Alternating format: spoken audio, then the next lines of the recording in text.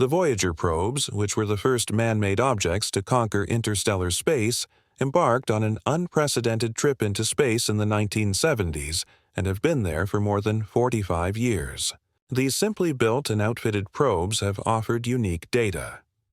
Before we examine this and other fascinating findings of Voyager 1, NASA was taken aback by the probe's unexpected detection of an odd signal on its journey into the outer reaches of space, several million kilometers from Earth. If you are a subscriber, we will always reward your contribution with a heart and pin it to the top where everyone will see it first. Please make sure you have already subscribed, like the video, and mention both at the beginning of your comment.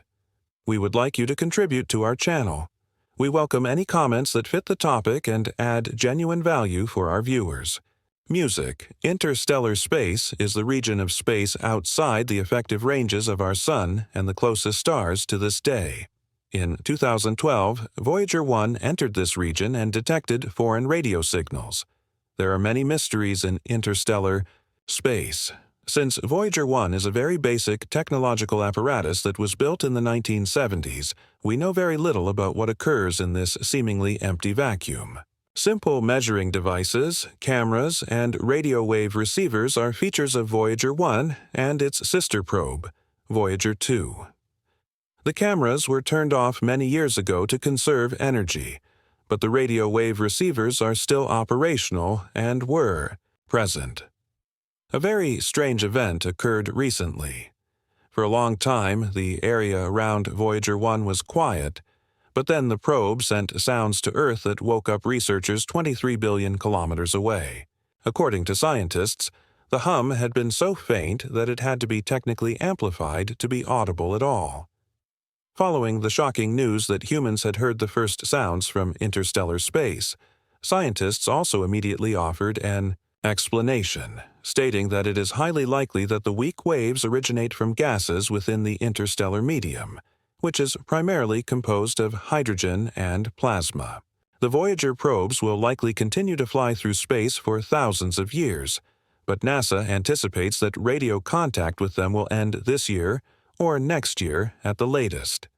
This will mark the end of an era that has lasted more than 45 years and given humans unique insights into space. After all, the Voyager probes were the first to understandably study and photograph the outer planets as well as provide impressions of the Kuiper Belt and far-flung regions of the solar system.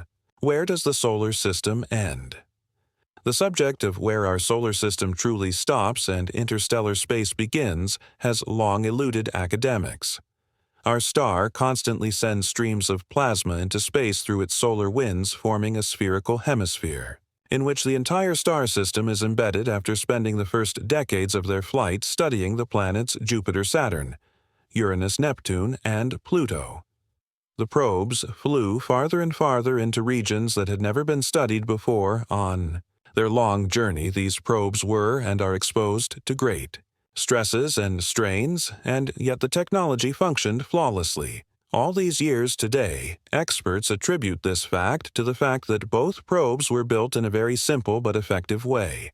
The technical difference between the Voyager probes and modern probes corresponds approximately to that between an MP3 player and a tape recorder or a smartphone with a dial telephone.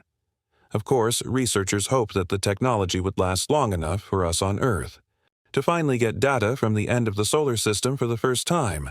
Those expectations were to be fulfilled many years after Voyager 1 left the last planets behind the probe, radio data from rapidly changing magnetic fields having never before seen or measured where and how our Sun's catchment ends.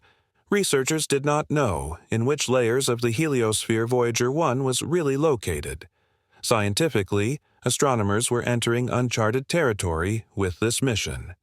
The excitement on Earth was great, and every signal, every movement of the probe's measuring instruments were received with great joy. The end of the solar sphere seems to be dominated by flares. You can think of it as billowing winds and fields that sometimes overlap and become weaker and stronger in places. Researchers could even measure a violent solar flare weeks later at the edge of the solar system. That's how long it took the plasma streams to travel the 10 to 15 billion kilometers to the end of the solar system.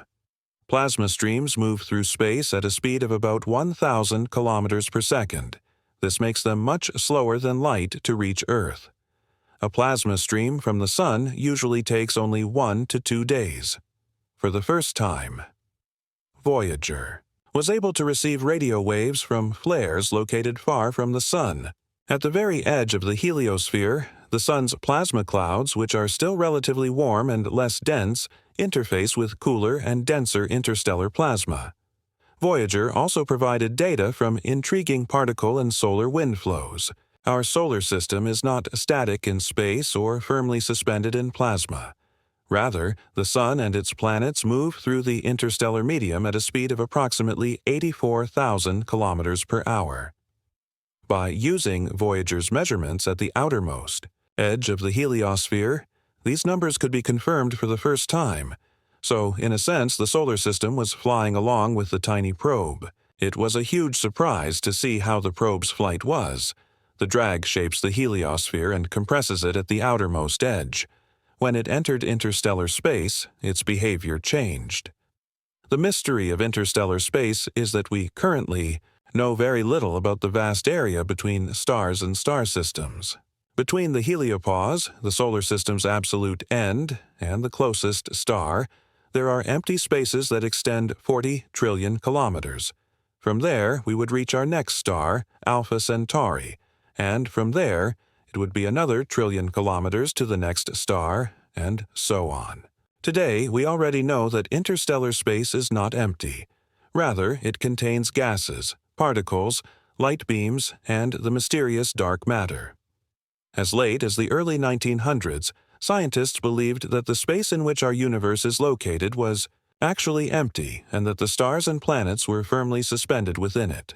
Only because of the work of Albert Einstein and some of his contemporaries did we learn that the entire universe is incredibly mobile and that all objects are on a constant journey and subject to change. The interstellar medium can be referred to as the breeding ground of the cosmos or space itself. Harbor previously unknown forms of matter, as well as structures and filaments along which the known forms of the universe move. Where are the Voyager probes headed? Both Voyager probes are equipped with plutonium batteries, which have incredibly long lifetimes but are still not inexhaustible. Many of the measuring instruments and the cameras of the probes were switched off at the latest after the passage of the heliopause in order to save valuable energy. The communication with the probes works even over this enormous distance via quite normal radio waves. Meanwhile, a signal needs about 23 hours to reach the Earth, as mentioned earlier. Radio contact with Voyager 1 will break off at some point during the year. Then the probe and its sister probe, which has also been in interstellar space for some time, will continue to fly anyway. To date, the probe has traveled about 129 astronomical units, which distances Voyager 1 will still cover, is open. The probe can still fly centuries, or millennia through the cosmos according to current calculations. Voyager 1 will reach the star AC plus 793888 in the constellation of the Little Bear in 38,000 years, since the distance is probably 1.7 light-years. The probe will probably not be captured by the star system, but will continue to fly until it's attracted by a gravitational net. It would be conceivable that Voyager would get into a distant star system in this way at some point, and there it would advance further and further to the star on the gravitational attraction paths. Either the probe, then, burns up in a star, it is hit by an asteroid, or is found by an extraterrestrial civilization. For this case, both Voyager probes have messages of our world on board. Voyager 1 and 2 were equipped with a golden record. Each on the discs are music pieces, pictures of everyday life scenes, noises, and information about the Earth as well as the species humans stored so that extraterrestrials can play the records correctly. There is even an instruction manual and easy to understand. Pictograms experts assume that the golden discs have a durability of several billion years, So it's quite possible that the messages will be received by someone at some point, whether we humans still exist at this time, and whether a recipient civilization would be able to answer our message we cannot know today. Of course, after more than 45 years, the Voyager missions are slowly coming to an end. The probes continue their way, but we will not be able to follow this anymore. Scientists of NASA are pleased about the unbelievable success, but also have some parting pain. Quite a few technicians, researchers, and other specialists involved in the project have spent almost half their lives accompanying the Voyager missions. However, it's also clear that space offers so many more exciting mission destinations that astrophysicists and NASA experts will certainly not get bored. We are at the end of this journey with the Voyager spacecraft for today, and thank you for watching. Now, we'd love to hear from you in the comments. Tell us what you think about the mysterious radio waves Voyager picked up in interstellar space. Do you think we humans will be investigating the interstellar medium in the foreseeable future? And what would we possibly find? There, let us know what you think. Don't forget to like the video, and if you have a subscription, mention it. We'll see you at Simply Space again soon.